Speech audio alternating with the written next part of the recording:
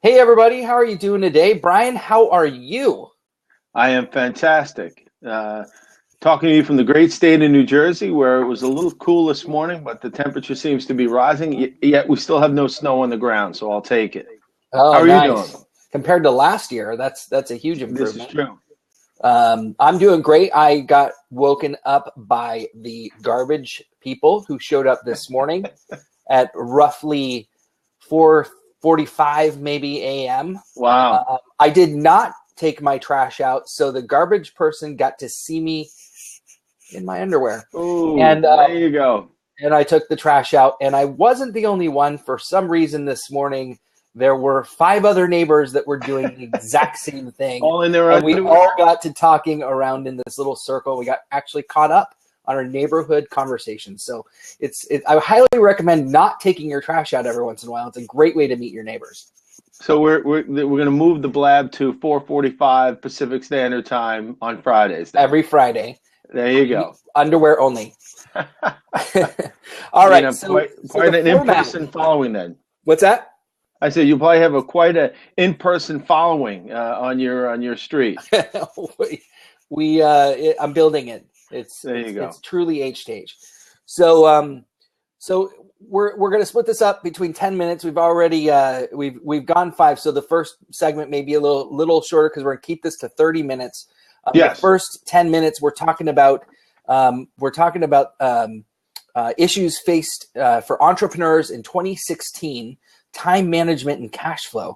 So, Brian, I'm going to ask you a couple questions to kick this off. The Okay. first one is, how do you think that that people, entrepreneurs, business owners, can manage their business better in terms of the eventual outcome or the cash flow? What are the effects a business has downstream? Well, it's a great point. And there are a lot of people who are watching us today who are business owners. So this is something that I know is going to be near and dear to their heart. And probably the biggest thing that keeps us up at night is definitely cash flow. And I don't care if you run a great business, a debt-free business, um, you get a bump in the road where somebody turns a net 30 into a net 60 in terms of paying you, or you're expecting money and there was a misunderstanding and the payment's late, and suddenly you're taking a cash positive month and you're trying to figure out where you're going to come up with the money to pay your bills. It happens to all of us, and it happens, in some cases it happens, more than a few times a year. And so the best way to prevent something like that from happening is, one, take a look back on 2015 and see where you had some cash flow bumps. Like, is it a certain time of the year? Is it with variable expenses where they can kick up? Like, you've got a lot of traveling to do, and you didn't budget accordingly for that. But then try and figure out where you might get some bumps in the road in 2016. And if it were to happen, you play the what if game. What if this happens? How am I going to respond to it? And that's where you start looking for resources, right? Whether it's a line of credit from a bank, you create your own line of credit. When you get extra money in, put some aside to say this is for emergency purposes, so that when that 10, 15, 20, $50,000 check that I was expecting doesn't come in, I can soften the blow by tapping into these funds. The So other thing, go ahead. let's transition, if you wouldn't mind. We'll take a quick, because we've got just a couple minutes left on the segment. Let's talk about time management, especially at the beginning of the year. It's a great topic. Give me your top two tips on time management. Easy. One, learn to say no. If you're successful in business, people are going to come to you with opportunities. You have to, if you have a plan in place at the beginning of the year, say, this is where I want to be on December 31st, 2016, then you have to ask yourself, is this opportunity going to get me closer to my goals? And if the answer is no, then your decision is no. But you really, time is money. And you heard that expression. It's the only currency that matters. The biggest difference between time and money, though, is that you can't save time. You can't bank it like you can with a credit line for your business. So if you make a bad decision and mismanage your time, it kind of puts you back in terms of being able to achieve your goals and objectives for the year. So my first tip is learn to say no more. My second tip is watch the time robbers in a given day. And, whether it's you're playing games on your phone, or you're catching up with a buddy or a family member, whatever it is, in the middle of the day, you have to put those things to after business hours or before business hours. But, those prime hours, that 9 to 5, 9 to 6 during the day, you really need to be able to guard those from time robbers and say to people, hey, love to talk to you. Got some stuff I got to get done. Let me call you back at the end of the day. Awesome, man. No, I love that. Especially the time robbers. Watch them, identify them, and get rid of them. Yeah. I like to call them time roberts. But yeah, I understand. I only said that because Robert's on the blab, but no, I agree. It's it's something that happens all the time, and the thing is that they come in many disguises, right? And so you don't really know who who they are and what they're asking for, and it sounds so fun. It sounds like it's going to be a good reason to do something, and yet it really turns into something that ends up robbing your time. Or Roberting your time. I'm kidding, Robert. Yeah. So Brian, I clicked on you to give you applause or whatever, the high fives, like twice. Yeah. And now it's going in perpetuity. Do you see this? Yeah, I just thought you liked what I was saying, but no, I liked it. I didn't love it. I didn't want to marry it, but apparently my thing is stuck. So at the end of 30 minutes, you might wind up with about 10,000 high fives from me. Oh, that's interesting. Here, let me get you up there too, so that we can. There you go. I don't want to feel like I'm okay, robbing your. No, it's all good. So we covered time management, just tips. That's what we want to give away on this show. Quick tips that can help people run better businesses, manage their time better, increase productivity. Right? That's our goal. That's right. One of our goals for this. Yeah. So let me flip it now and take control and talk to you about our second topic, which is personal branding. I hear this a lot from the companies that I work with, the business owners and entrepreneurs that I work with, who don't really understand personal branding and why it's important for them in their business. So you write extensively about it. You talk about it. Tell me this. What is personal branding and why is it important? Yeah, that's it's actually, I think it's more important now than it ever has been. There's a way to brand yourself, and there's a way not to brand yourself. If you wouldn't do it offline, I wouldn't do it online. And a lot of people really, as fundamental as that sounds, they don't really get that. There's a lot of ways that you feel like it's kind of like when somebody's in the car and they're picking their nose and they feel like nobody can see them. But then again, there's windows around you. Yeah. And people can really see you picking your nose. Right. It's the same thing online. People think, oh, well, it's a tweet. Is it really going to be heard? It's a Facebook post. Who really cares? It all really adds up, and it really starts to become, kind of going back to if you were in a communications degree in college, it's, the whole concept of peeling the onion, the communication theory on peeling the onion into relationships holds true to where, over time you really peel the outer layer of the onion until you get to the rich, juicy stuff on the inside that makes you really cry once you're cutting the onion up. And the same thing goes for social media and personal branding. As soon as you're peeling that onion over time, people are starting to learn who you are. So does that one single tweet matter? To the person who saw it and then adds up to the next tweet or the next Facebook post or the next Instagram post, it becomes who you are. Right. And all of these different things add up to your own personal brand. And that used to not be the case, because there used to be this place where, there was no, as of 10 years ago, there really wasn't any social media. Right. So, this is brand new. It's something that you and I did not grow up with. Most of the people on here did not grow up with. Right. And quickly over time, it's going to become second nature, just like the pinch and zoom is to our kids on an iPhone. So is, a tweet being heard, by a lot of people and adding up to their personal brand. So, I feel like what I'm saying is resonating, because I now have almost 1,500. I'm clicking all over my screen to see how the hell I got out that, but that's my bad. Anyway, what you're saying is gold, so you deserve every high five I'm giving you. Everybody do me a favor and give Brian some props, because I feel like so. But all right. So for everybody who is listening now, watching now, or will be watching in the sometime later today, talk about how we can build our personal brands in 2016. Give us some takeaways that we can incorporate into what we do today and moving forward in terms of building our personal brands and being consistent with our personal brands. Yeah. Well, there's two things. I'll give you two things back. One is if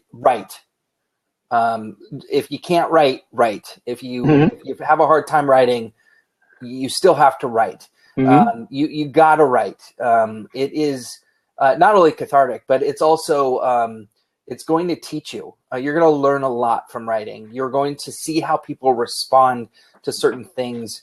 And Brian, if you want to refresh your screen, it'll probably stop. All right. Just hit refresh. You'll go away. I'll keep talking.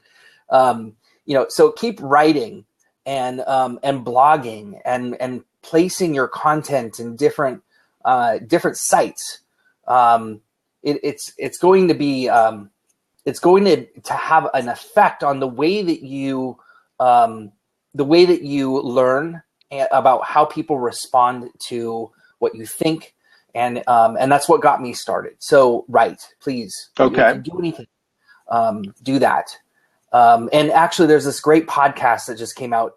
You can look it up. It's with what's his name who did Star Wars? George Lucas. George Lucas. Thank you. And George Lucas was being interviewed on this podcast, and he actually said, "I hate writing." Right. I hate it with a passion, and he ended up pushing through it, and that's what happened, and that's what became of Star Wars, was him pushing through that process and doing that, because when you can write, you can own everything, and that's that, and he owns everything. Yeah, he pretty much does. He does. So the second quick one, I'll make this much shorter, is that you have to, and I know this sounds like so randomly easy, but connect with people. And I mean in an H to H way. I know I'm sounding redundant for having said this for years now, but once you write, that doesn't mean people are going to just come read it. You have to invite people to the party. You got to reach out to them and say, "Hey, I wrote this thing. Would you want to read it and tell me what you think?" Or go read their stuff and comment on theirs. But the point is connect. When you connect and you're writing, you're now building a two-way conversation, going back to personal branding that actually helps. So just do those two things, and you will do basically exactly what I did to build my own brand. If you think that worked, then that's what I would say. Well, the jury's still out on you, but but now what's interesting is you look at what we just covered in the first two segments, and it's like peanut butter and jelly. Time management, watching the time robbers will free you up. You talk to most people, Brian, who are listening right now. We all say the same thing. I'd love to do it. I don't have the time. I'd love to write. I'd love to connect, but I don't have the time. And the fact is, we all have the same amount of time in a given day. It's how we use it that makes us successful or not successful, or it makes us, it helps us promote and build our personal brand, or it doesn't.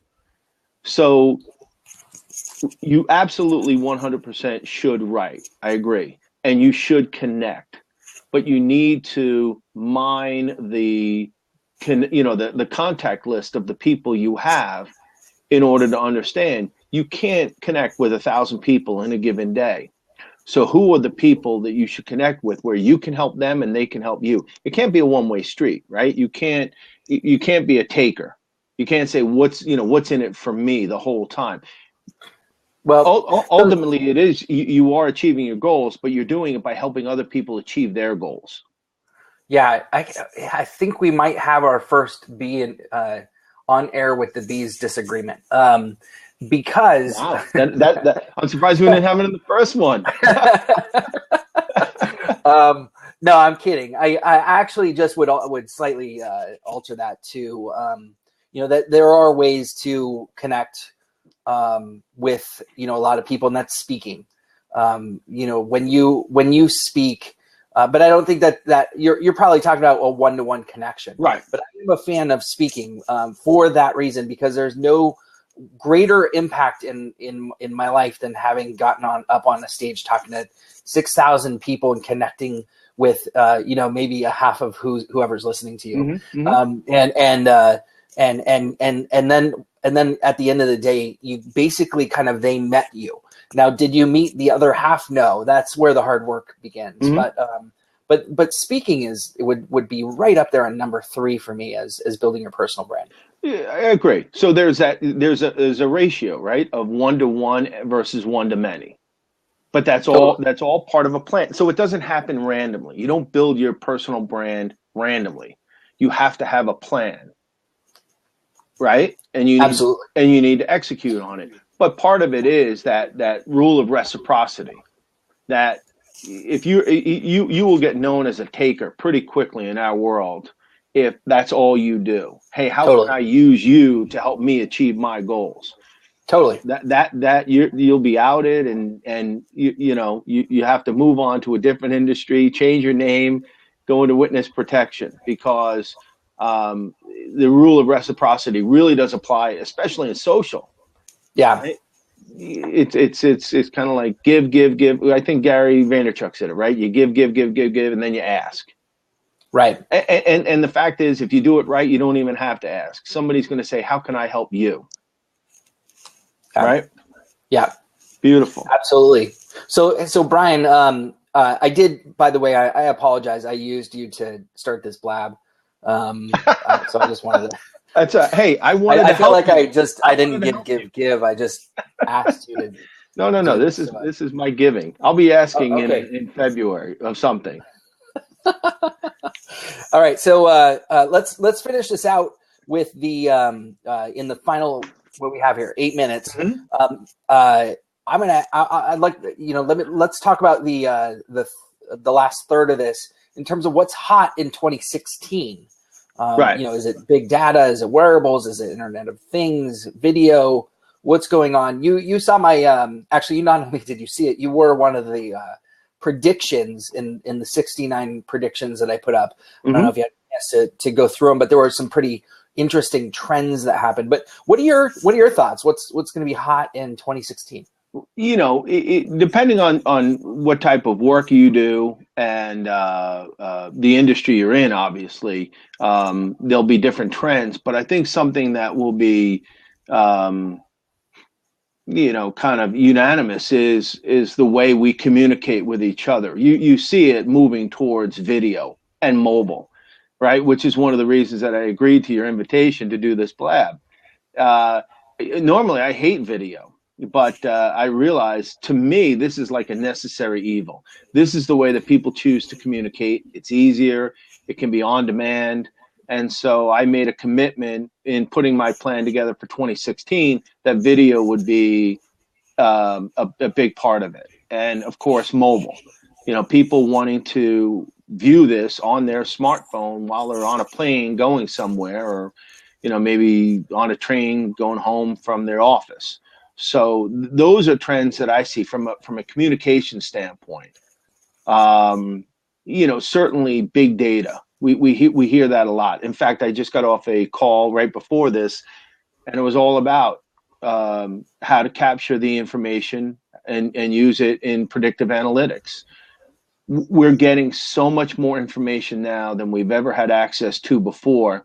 But here's my one warning to people who use it in business is that you're never truly going to get the complete picture. So find out what information you need in order to achieve your goals. Remember, information, technology, all of this stuff that we do, it's a means to an end. So if analyzing big data and incorporating it into a customer experience is going to help you generate more revenue for your company, increase sales, increase workforce productivity, then by all means, invest your time and resources into it.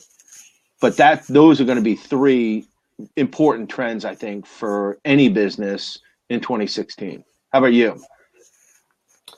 I completely agree with you. So I could just say ditto, but maybe I'll get a little bit more into the weeds since you talked about some really great themes that I totally agree with.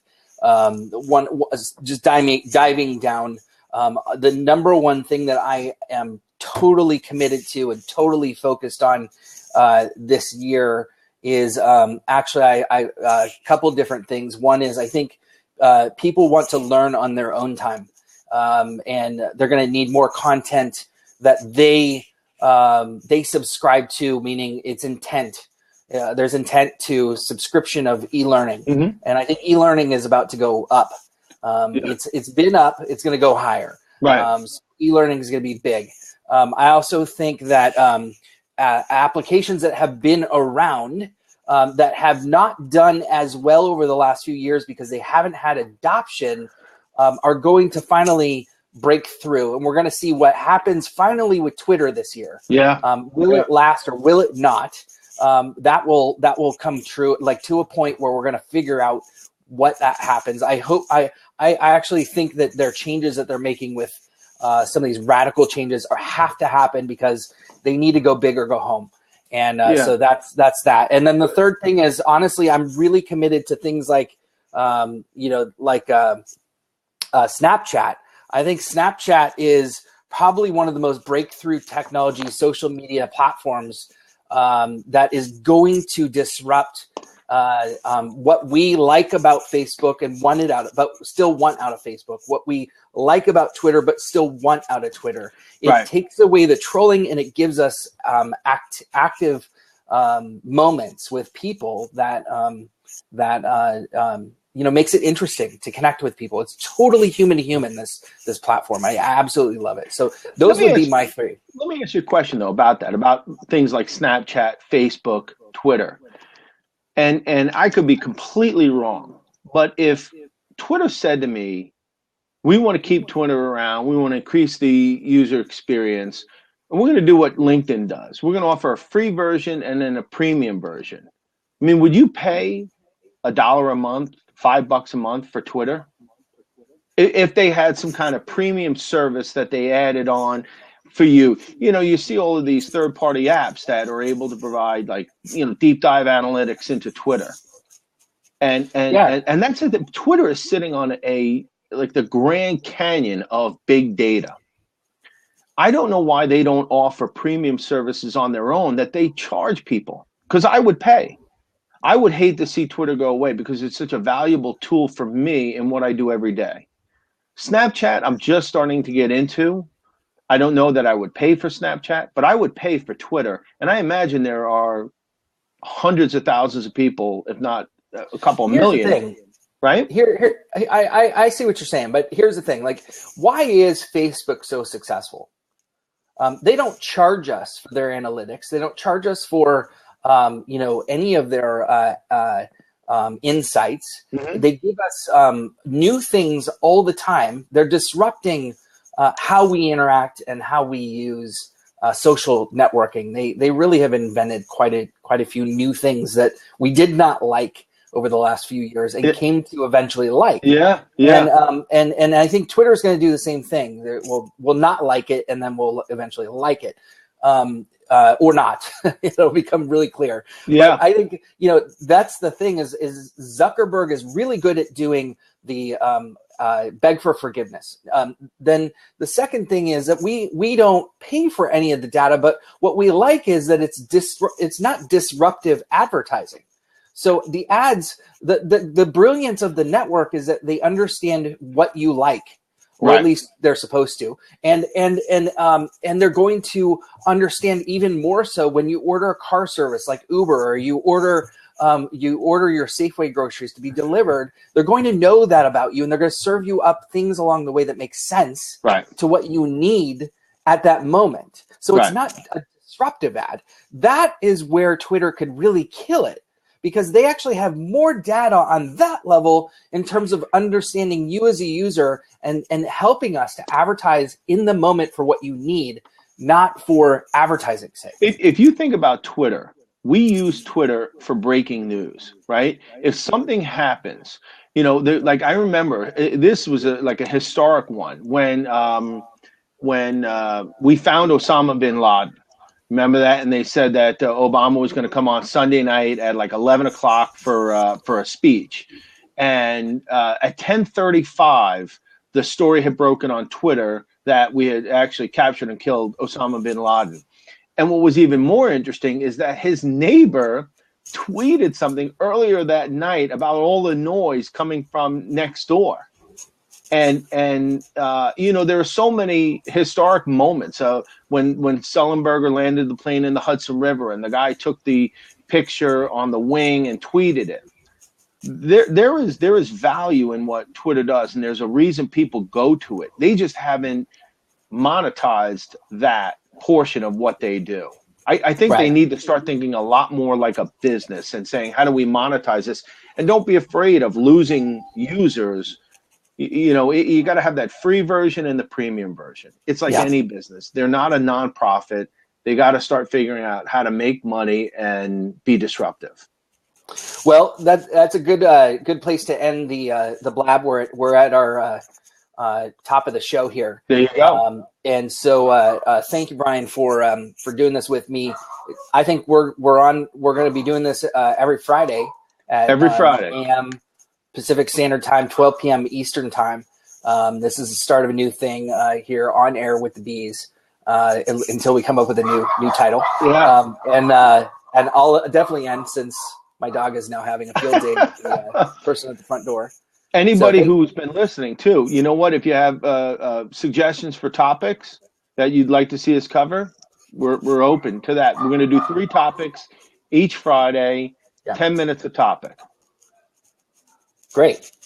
Yep. That'll be good. So thanks, man. Really appreciate it. Great to see you. Great to see you as well. And we'll see you all soon. Talk to you next Friday. Make it a great weekend. Happy Friday.